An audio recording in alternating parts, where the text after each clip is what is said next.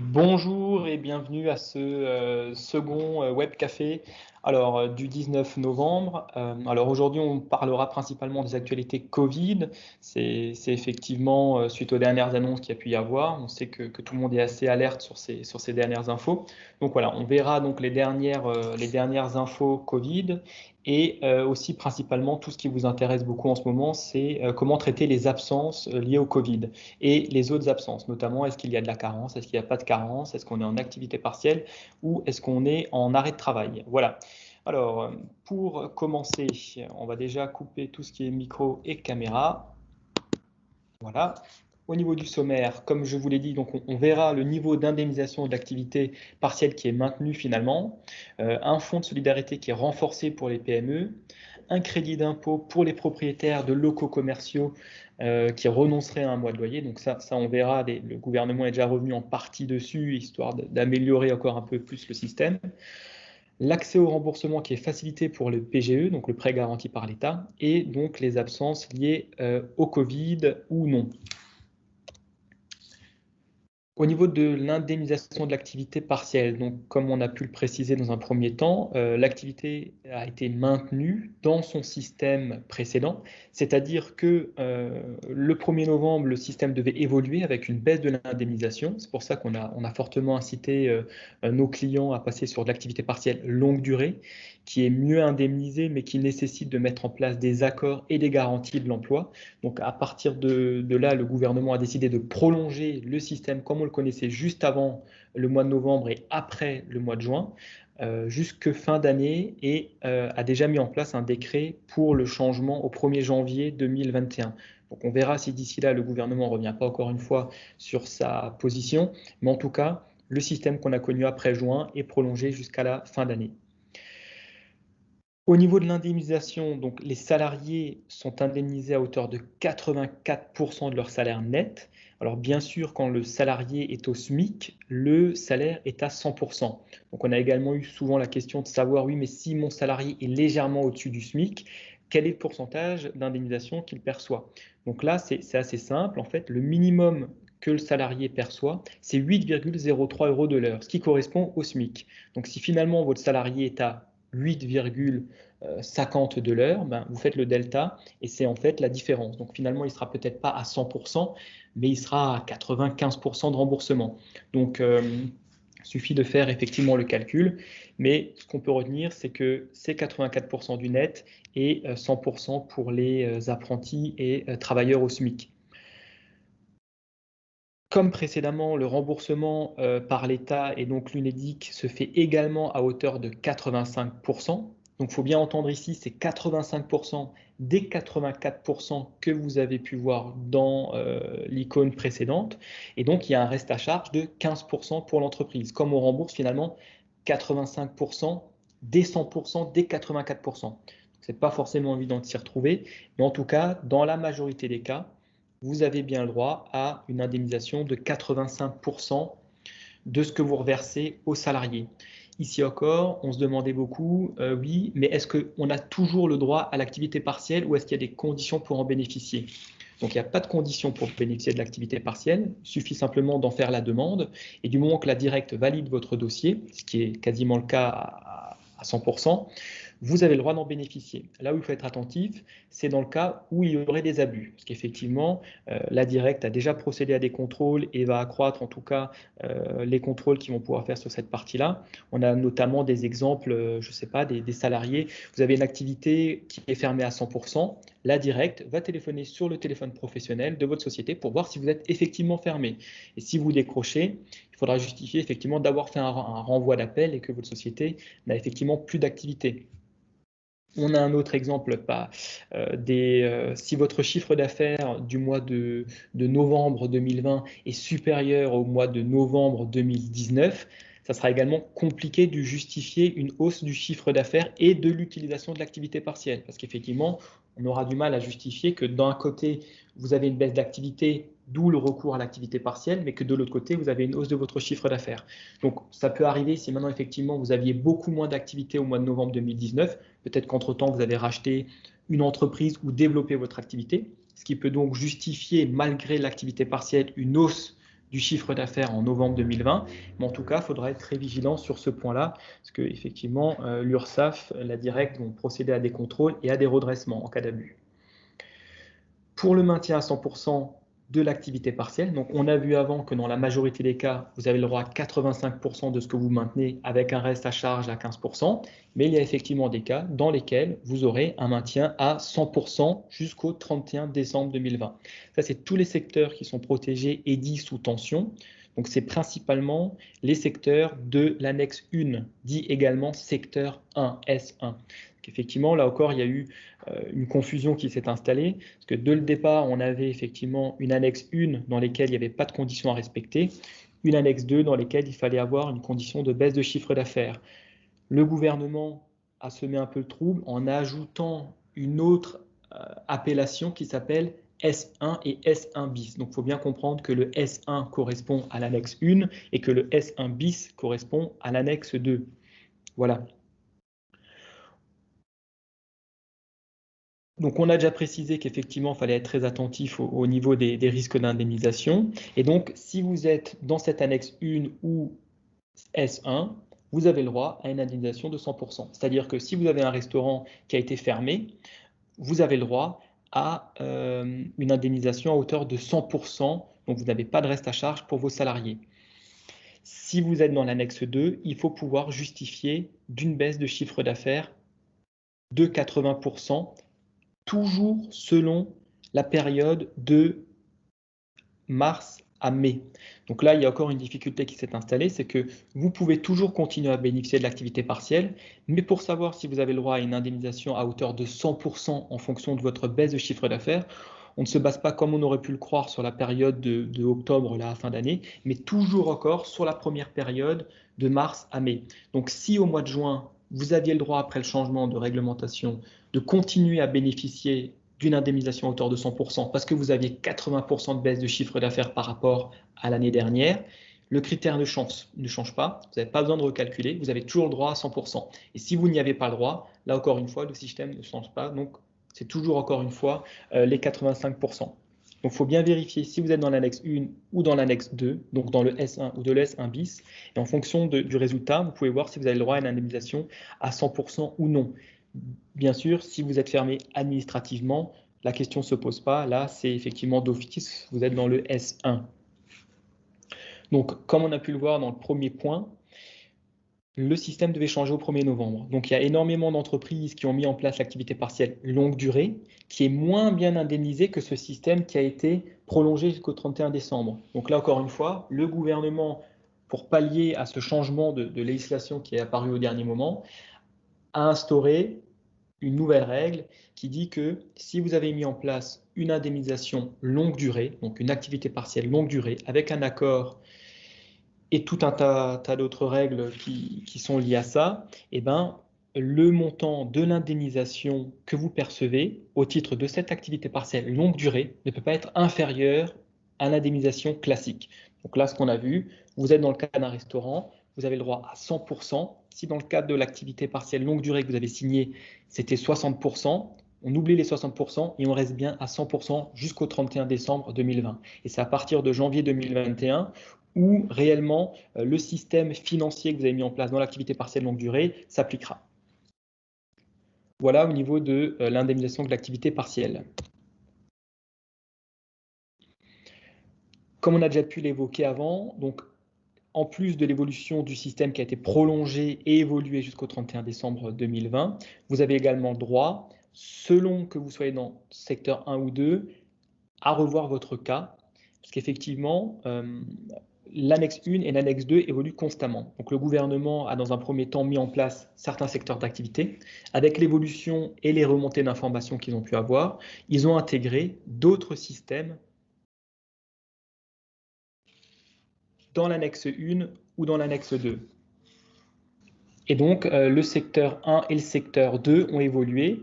Il faudra effectivement se référer régulièrement aux deux décrets pour voir si, entre-temps, votre secteur n'a pas été ajouté ou même changé de catégorie comme on a déjà pu le voir.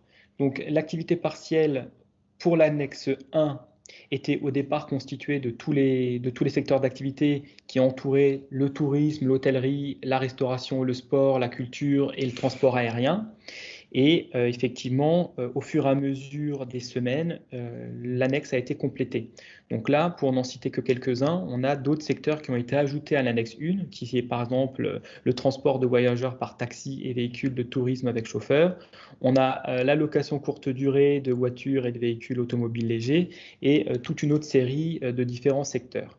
On a également des secteurs qui ont été divisés. Par exemple, on avait avant le secteur d'activité de cars et bus touristiques qui a été remplacé dans l'annexe par transport routier régulier de voyageurs et autres transports routiers de voyageurs.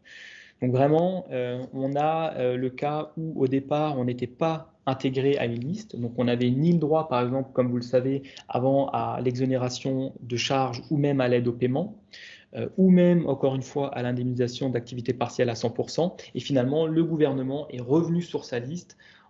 Effectivement, avec le remontée d'informations, on a pu se rendre compte que certains secteurs étaient un peu oubliés. Et donc, on a décidé, le gouvernement a décidé effectivement de les intégrer dans ces secteurs, dans ces listes ou de modifier les listes.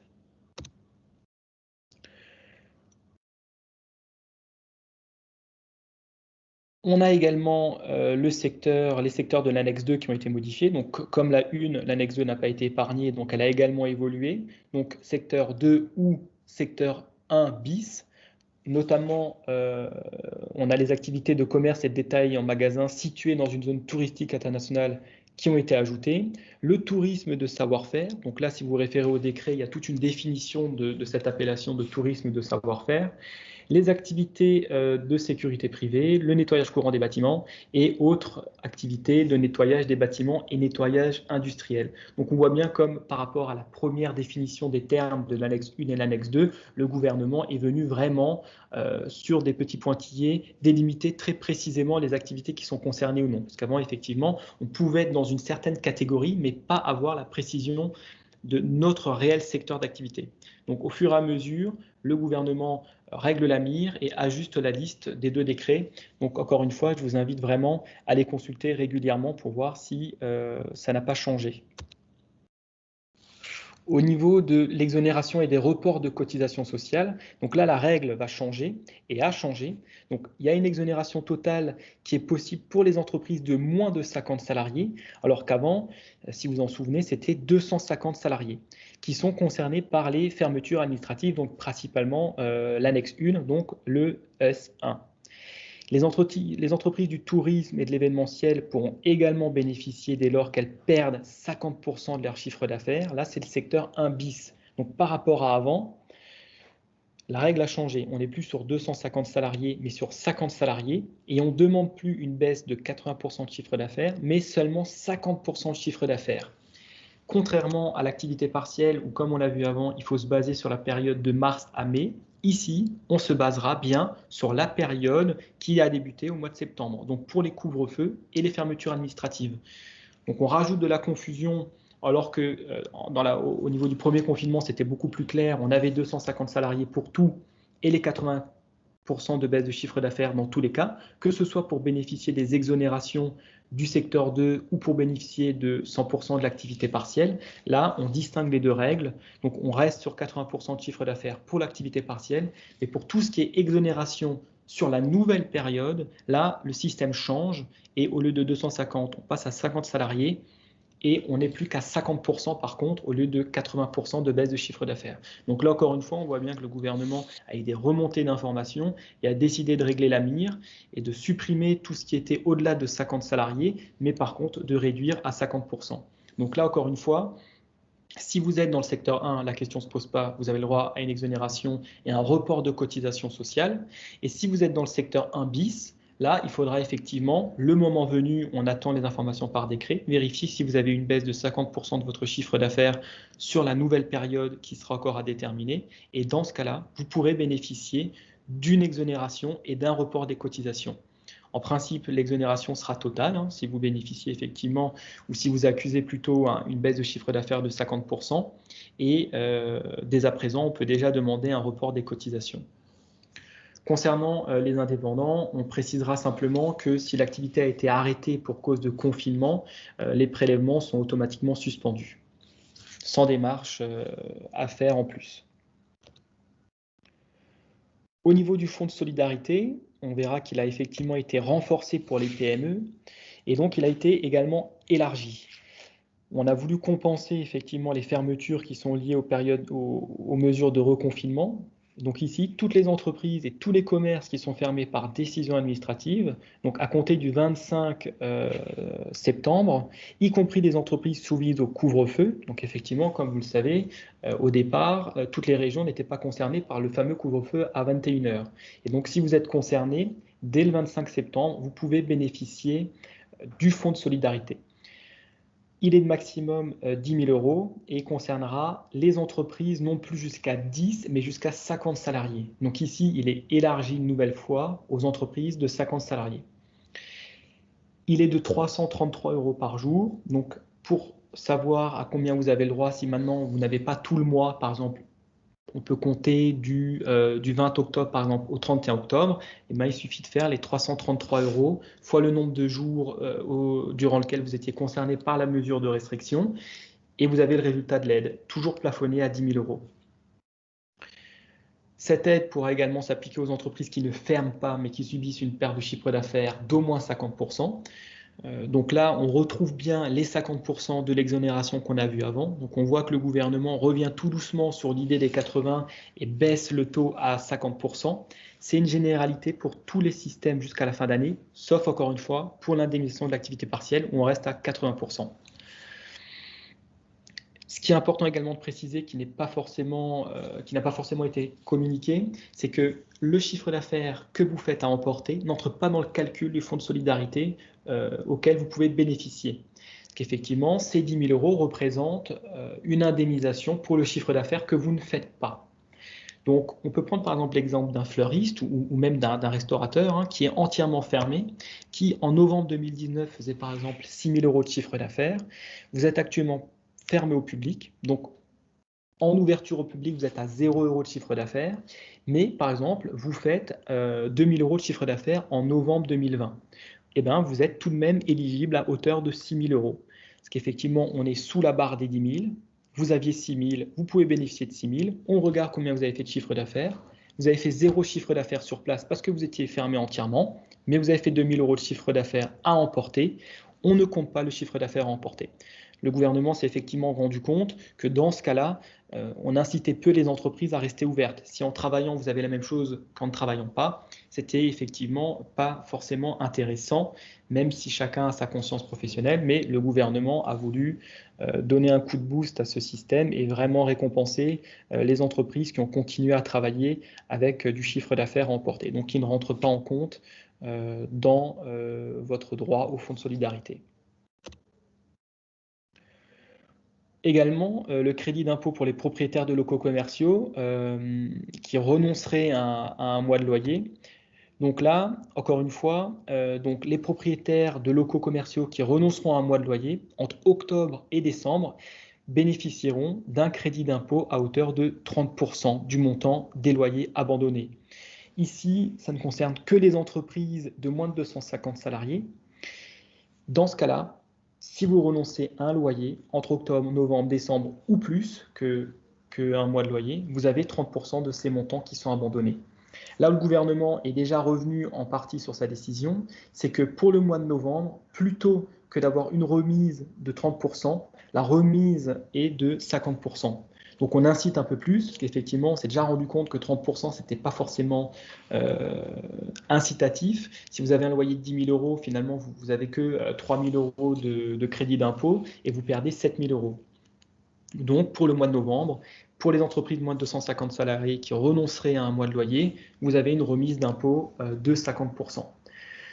Une autre information qu'on a pu avoir, c'est que le gouvernement a annoncé que pour les très grandes entreprises, donc par exemple les galeries marchandes qui ont entre 250 et 5 000 salariés, pourront également bénéficier en cas de remise de loyer à une remise des 2 tiers. Donc là ici, on limite malgré tout l'indemnisation que vous pouvez avoir et la remise d'impôt. mais en tout cas, c'est quand même un geste qui a été fait pour les très grandes entreprises. Donc si on prend l'exemple d'un loyer de 12 000 euros, et donc on aura un crédit de 4 000 euros, parce qu'on prend les 3 tiers, qu'on divise, qu'on remultiplie, donc on arrive à 8 000, et si on prend 50% des 8 000, on est bien à 4 000 euros de crédit d'impôt. Au niveau de l'accès au remboursement du PGE qui est facilité par l'État, parce que le but n'était effectivement pas d'entamer et d'entacher encore plus la trésorerie des entreprises, et donc le gouvernement a décidé également de modifier son PGE. Donc les principales modifications qui ont été apportées, c'est que désormais vous pouvez contracter un PGE jusqu'au 30 juin 2021, alors que la deadline était au 31 décembre 2020. L'amortissement du prêt garanti par l'État peut être étalé entre 1 et 5 années supplémentaires. Au niveau des taux, on verra comment ça évolue, mais en principe, on devrait être entre 1 et 2,5. Et toutes les entreprises qui le souhaiteront pourront également demander un nouveau différé de remboursement d'une année. Effectivement, dans le premier confinement, l'État avait indiqué qu'on pourrait demander un différé d'une année, et là, donc, on rajoute une année supplémentaire pour ce deuxième confinement, et donc les entreprises pourraient bénéficier jusqu'à 2 ans de différé. Une information en plus, c'est qu'il a été convenu donc, avec la Banque de France que pour les demandes de différé supplémentaires, qu'elles ne soient pas considérées comme un défaut de paiement des entreprises. Parce que on se posait effectivement cette question, à savoir est-ce qu'on rentrait dans ce cadre-là ou pas, parce que derrière, ça a quand même des incidences sur d'autres prêts ou d'autres demandes ou des accréditations que vous pourriez avoir et demander. Et enfin, le dernier sujet qui nous intéressait aussi particulièrement, c'était toutes les absences liées au Covid. Alors là également, c'était pas évident de s'y retrouver, sachant que certaines règles ont changé plusieurs fois, que l'assurance maladie appliquait des règles contraires au décret, mais dans l'intérêt des salariés. Donc là, pour remettre en tout cas les choses à jour du 19 novembre 2020, parce que les choses vont encore pouvoir évoluer, même si en principe on devrait rester sur ce système jusqu'à la fin de l'année, on va reprendre la définition du cas contact. Donc, pour savoir exactement ce qu'est un cas contact, donc c'est une personne qui est identifiée par l'assurance maladie. Donc ça, c'est important. Il faut qu'il soit identifié par l'assurance maladie comme ayant été en contact avec une personne atteinte du Covid sans les mesures de protection efficaces. Donc ici, on parle de vitres, de masques ou d'autres éléments qui ont été obligatoires. Donc il faut que la personne ait partagé le même lieu de vie que le cas confirmé ou probable au Covid, qu'il ait eu un contact d'1 mètre à moins d'1 mètre, quelle que soit la durée du contact. Donc là, si vous avez moins d'1 mètre, on ne se pose même pas la question de savoir combien de temps on a été en contact. On est considéré comme un cas contact Covid, qu'on a prodigué ou reçu des actes d'hygiène ou de soins et qu'on ait partagé à un endroit confiné, donc une bureau, une salle de bain, un véhicule personnel pendant au moins 15 minutes, avec ou sans les équipements de sécurité. Parce qu'effectivement, si vous étiez 15 minutes avec une personne qui toussait énormément dans le véhicule ou dans le bureau et qu'il est confirmé cas Covid, vous êtes automatiquement considéré comme un cas contact parce qu'on estime que dans ce lieu confiné, malgré le masque, les mesures de sécurité n'étaient pas suffisantes. On a également le cas des élèves ou enseignants de la même classe scolaire, maternelle, primaire, secondaire, groupe ou travaux dirigés à l'université. En revanche, les personnes croisées dans l'espace public, de manière rapide, au centre-ville ou dans les magasins, là, vous n'êtes pas considéré comme un cas contact à risque. Donc voilà la définition du cas contact. Quand vous êtes cas contact, il y a toute une procédure qui se met en place. Donc, après avoir effectué votre demande sur amélie.fr, vous pouvez bénéficier d'un justificatif d'arrêt de travail. Donc, cet arrêt de travail sera de 7 jours renouvelable. Donc, il faut passer son test dans ce délai-là. Si le test est positif, vous en repassez un dans 7 jours. Et donc, vous pouvez demander, toujours encore une fois sur amélie.fr, un renouvellement de cet arrêt. L'arrêt va débuter au jour où vous avez été contacté par l'AST, parce qu'effectivement, comme avant on disait que vous deviez être identifié cas contact, c'est parce que vous êtes contacté par l'AST, par les services de la médecine du travail, selon les déclarations qui ont été faites par le cas positif. Et donc, vous êtes appelé, vous répondez au questionnaire, et si effectivement il est confirmé que vous étiez cas contact, vous pouvez vous connecter sur amélie.fr et demander un arrêt de travail. Donc c'est quelque chose que le salarié doit faire lui-même. Il n'y a pas de jour de carence. Là aussi, la question se posait, est-ce qu'il y a des jours de carence ou non? Dans un premier temps, on avait des jours de carence. L'assurance maladie et le gouvernement s'est rendu compte qu'une partie des salariés ne jouaient pas le jeu par manque, euh, par risque plutôt financier, comme effectivement, dans ce cas-là, vous avez automatiquement des jours de carence qui s'imputaient sur votre salaire. Et donc, le gouvernement, pour éviter que les cas contacts ne disent rien, ils viennent quand même travailler et que l'épidémie se propage, ont décidé de supprimer le jour de carence. Donc ce jour de carence n'apparaissait pas dans les décrets jusqu'au 10 novembre et malgré tout, l'assurance maladie ne mettait pas de jour de carence. Donc finalement, ça a été précisé par le gouvernement dans le nouveau décret et donc on a bien confirmé qu'il n'y avait pas de jour de carence. Avant de procéder aux indemnisations, l'assurance maladie va vérifier que vous êtes bien établi comme cas contact auprès de l'assurance maladie, que vous avez bien été appelé. Donc ça, eux, ils l'ont au niveau de leur renseignement propre. Et si votre déclaration que vous avez faite sur Amélie correspond à ce qu'ils ont enregistré effectivement sur votre dossier, vous avez le droit à l'indemnisation dès le premier jour, que ce soit pour l'assurance maladie ou l'employeur. Donc les deux personnes doivent indemniser dès le premier jour et pas simplement l'assurance maladie et vous n'avez pas la part employeur. Le salarié a bien la part employeur et la part assurance maladie dès le premier jour. Dès que vous avez fait l'attestation sur amélie.fr, vous obtenez l'attestation d'isolement qui vaut arrêt dérogatoire. Et donc, c'est l'élément qu'il faut fournir à son employeur pour pouvoir être arrêté légalement. Au niveau de la définition de la personne dite vulnérable, là encore, comme toutes les définitions et toutes les annexes quasiment depuis le début de l'année, la définition a évolué au fur et à mesure que le gouvernement est tombé sur certains cas où a eu des remontées d'informations. Donc la définition de personne vulnérable a évolué de manière constante depuis le mois de mars. Et donc là, dans le slide qui apparaît à l'écran, vous avez une partie de la définition en tout cas de personnes vulnérables. Donc on a par exemple présenté une insuffisance rénale chronique, on a présenté une obésité, être atteint de sclérose en plaques ou d'autres maladies du même type. Donc je vous invite vraiment à consulter le décret et aux décrets ultérieurs qui vont sortir pour remettre à jour cette définition-là, sachant que là on a des décrets et une évolution constante. Ce n'est bien sûr pas le salarié qui décide s'il est vulnérable ou pas. Il faut avoir une attestation du médecin, de son médecin traitant. Ça va de même pour les attestations de déplacement. Vous avez la coche personne vulnérable, assistance aux personnes vulnérables. Là, c'est bien sûr pas vous qui décidez. Il faut se servir de cette même attestation qui dit « Oui, je vais chez une personne vulnérable, j'ai la preuve, j'ai bien l'attestation comme quoi la personne est vulnérable. » Pour synthétiser un peu le traitement de ces arrêts de travail, donc on va voir en deux tableaux, donc là vous avez la seconde partie, là on va revenir sur la première partie effectivement, des différents cas et du différent système qu'il faut mettre en place pour bénéficier de l'indemnisation ou se justifier auprès de l'employeur. Pour les malades Covid, donc ici on ne parle pas des maladies classiques, mais des malades Covid, c'est le même système qu'une maladie classique. Donc on ne se pose pas la question. Donc le salarié perçoit les IJSS et le maintien de l'employeur de manière classique, donc avec imputation ou non selon dans le CED quel régime vous bénéficiez du délai de carence.